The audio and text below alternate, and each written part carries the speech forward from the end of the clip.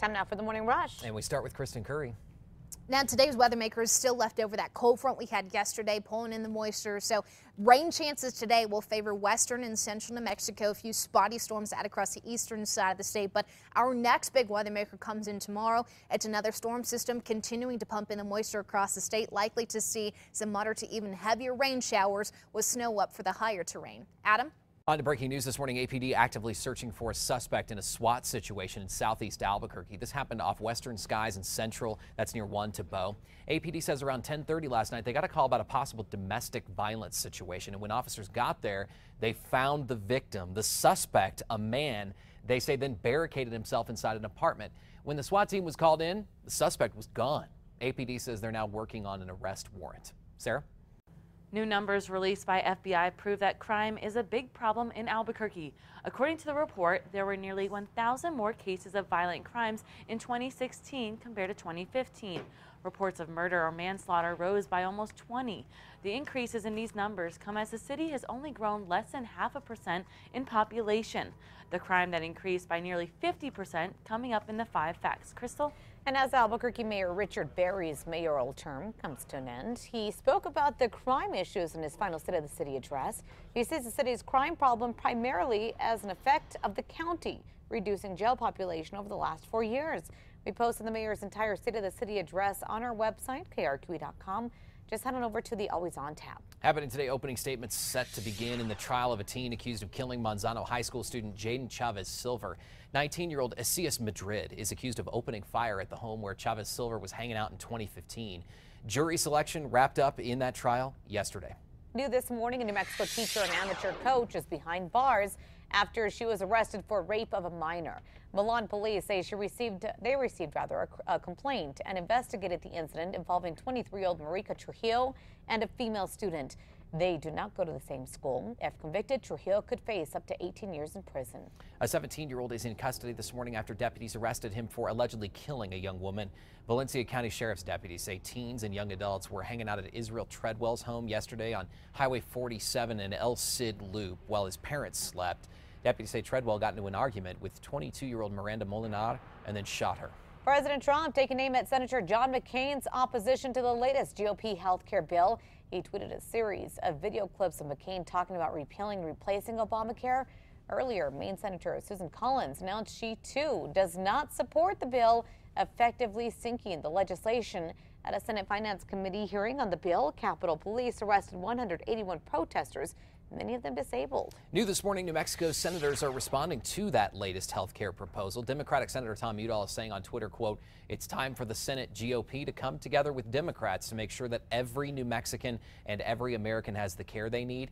Meanwhile, Senator Martin Heinrich says he strongly opposes the proposal. Republican Congressman Steve Pearce has not commented publicly yet. On to other news this morning. North Korea has boosted its defenses on the eastern coast of the country as tensions with the U.S. rise. This morning, the Pentagon says if the North does not stop provoking the U.S., it will make sure President Trump is given options to deal with the country.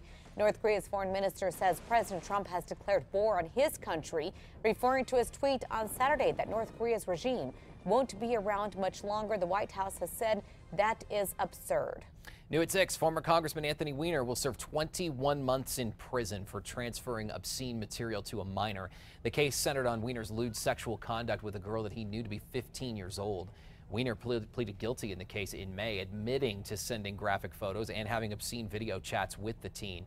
In addition to prison time, Weiner will be subjected to 3 years of supervised release. A new plan, an application for a controversial Flying J truck stop in Santa Fe is underway this morning. Residents and some business owners are worried about how it could impact traffic safety and the environment in that area.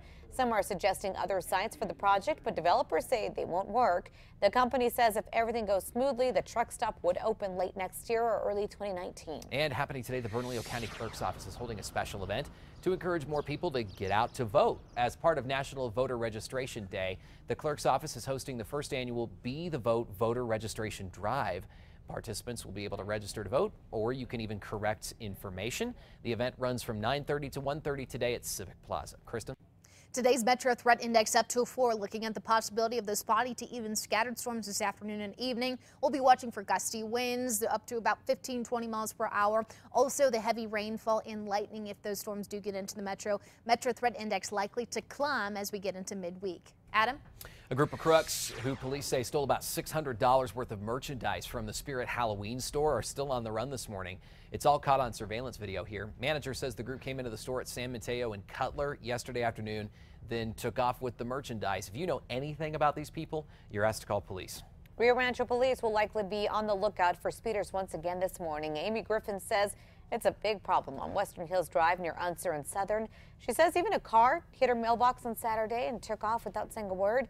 Police posted in the area yesterday. Our cameras caught police pulling over 2 drivers as soon as they showed up. Also happening today, it's the start of the fall season's pop of color at the Albuquerque Biopark. The fall fiesta flowers at the Botanic Garden will give visitors a chance to enjoy the fall hues before plants go dormant for the winter. Almost 500 pots filled with chrysanthemums, Mexican sage, daisies, and other fall annuals are spread out. The show is daily until the first freeze of winter. Kristen?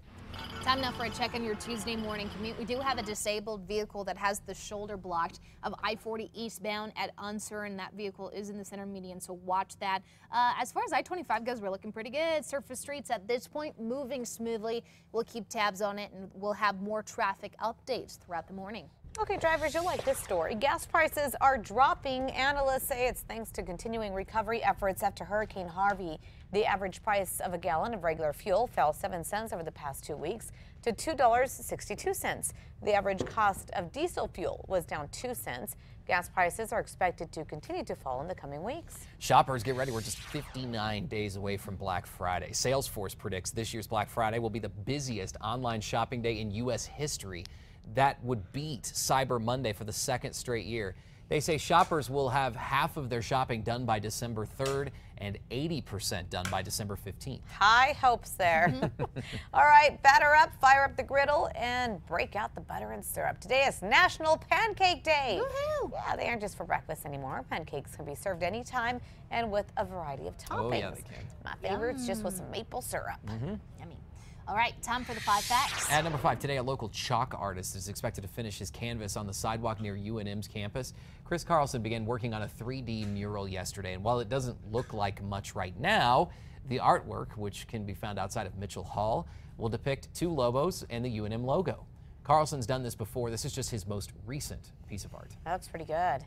Number 4 now, with all the attention surrounding football right now, here's a story without any controversy for you today. Eastern New Mexico University is supporting a rival football team by starting a fund in honor of Midwestern State University football player Robert Grays. The 19-year-old died last week after suffering a neck injury during a football game. ENMU wants to present the check when the teams meet up during a November football game. If you'd like to donate, go to our website, KRQE.com. Click on the Always On tab. At number 3, cooler temperatures across the state today. Spotty to scattered storms favoring the western 2/3 of New Mexico. That does include Albuquerque. Breezy conditions to match. More storms expected tomorrow and Thursday. At number 2, an APS board member who has been accused of stealing from a charter school that she ran is now facing an ultimatum this morning. Resign before you're forced to. In a 2-page letter, AG Hector Balderas demanded that board member Annalie Maestas resign from the board immediately, saying she's no longer qualified for her position and warning that he'll take her to court. Last month, State Auditor Tim Keller revealed that Maestas and her daughter embezzled nearly $700,000 while running La Promesa Early Learning Center. Maestas sent a letter, though, saying that she is innocent. On to number 1 now. A newly released report by the FBI proves crime is a big problem and continues to rise in Albuquerque. The report, which compared numbers over 2 years, showing cases like murder, violent, and property crimes are up significantly. We wrote down the numbers for you this morning from 2015 to 2016. 18 more murder or manslaughter cases. Violent crimes saw nearly 1,000 more cases in 2016. The city saw a nearly 50% increase in auto theft. To see the full report, go to our website, KRQE.com.